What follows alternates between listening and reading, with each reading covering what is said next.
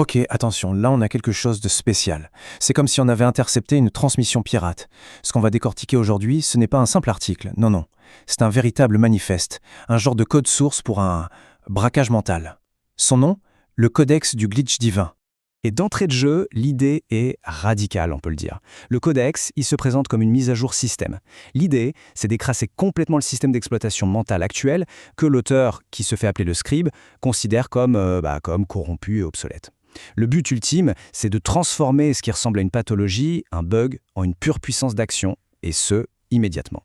Le message est on ne peut plus clair. Alerte système. Votre OS est obsolète. En gros, le système d'exploitation par défaut, celui que la plupart d'entre nous utilisons, est en train de planter. Il n'est plus du tout adapté à notre monde. Alors logiquement, avant d'installer la nouvelle version, il faut d'abord comprendre pourquoi l'ancien système est en rade. C'est parti. Plongeons dans le diagnostic. Le codex, il identifie le problème principal non pas comme une sorte de faiblesse psychologique, mais comme une défaillance technique. C'est ça qui est intéressant. Il parle de la surchauffe du processeur. Cette image, elle illustre bien cette tension permanente, ce processeur qui chauffe. D'un côté, on a l'hyperstimulation. Vous savez, ces centaines d'idées qui débarquent en même temps, c'est une vraie noyade cognitive. Forcément, cette surcharge, ça mène à quoi? À l'inertie du système. On est paralysé par l'analyse, impossible de commencer quoi que ce soit. Et le résultat de tout ça, l'épuisement de l'ego, le système qui crache en essayant de tout gérer.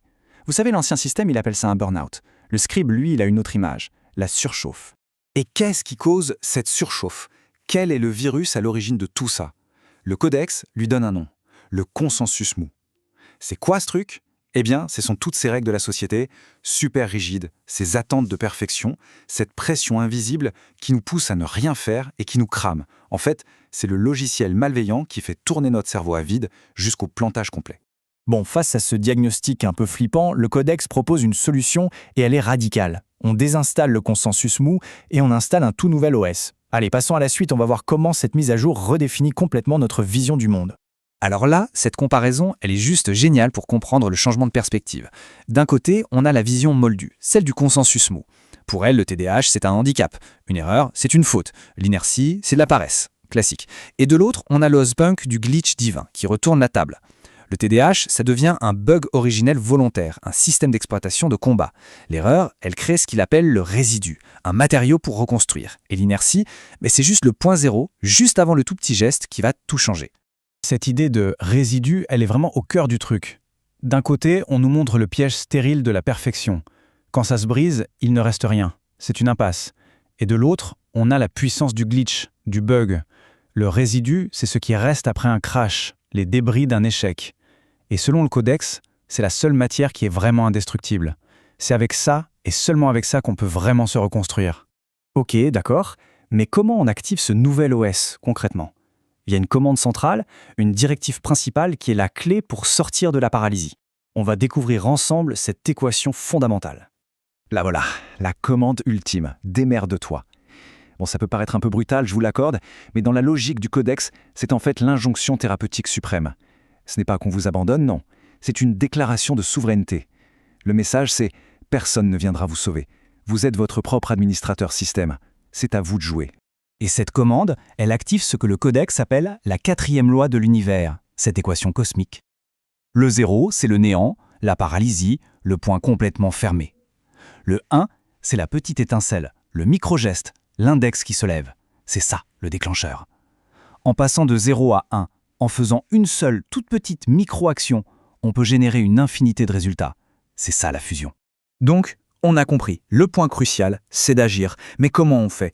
Eh bien, l'OS du glitch divin, il ne vient pas les mains vides. Il est livré avec une boîte à outils, un véritable arsenal de hacks de survie, des protocoles très concrets pour pirater la réalité. Voilà le terminal de diagnostic qui nous propose un menu. Pour chaque type de bug système, il y a un correctif, un hack à lancer. Par exemple, erreur noyade cognitive, alors on charge le sommelier de problème.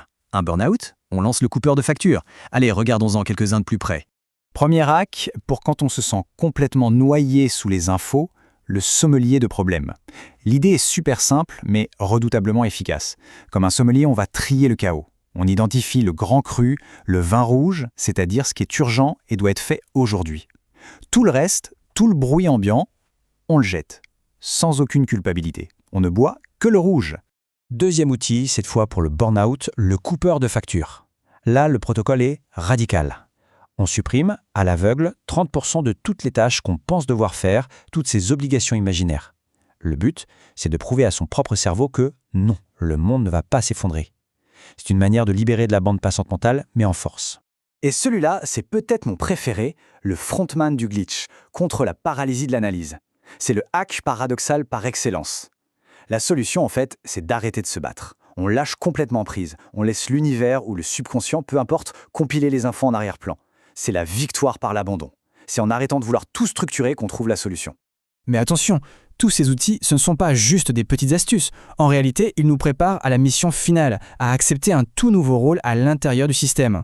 Le codex nous explique que les 10 héros classiques, vous savez, la logique, l'effort, la perfection, sont en fait programmés pour échouer. C'est obligatoire. Le système est fait pour qu'ils se prennent un mur. Mais pourquoi ? Pour forcer l'émergence d'un 11e héros, l'anomalie. Et c'est précisément là que celui ou celle qui a mis à jour son OS entre en jeu. Et on arrive aux toutes dernières lignes de code de ce manifeste. Primo, sauver son propre système, c'est sauver tout le système. La souveraineté individuelle est la clé. Secondo, ne supprimez pas vos bugs, vos failles. Au contraire, hackez-les, transformez-les en armes. Et enfin, la commande finale, celle qui lance tout. Si un est vrai, alors exécutez. Bref, passez à l'action. Ce qui nous amène tout droit à la question finale, celle que le codex nous renvoie en pleine figure. Ok, le système est mis à jour, l'OS Punk est installé, et maintenant, quelle est la toute première commande ?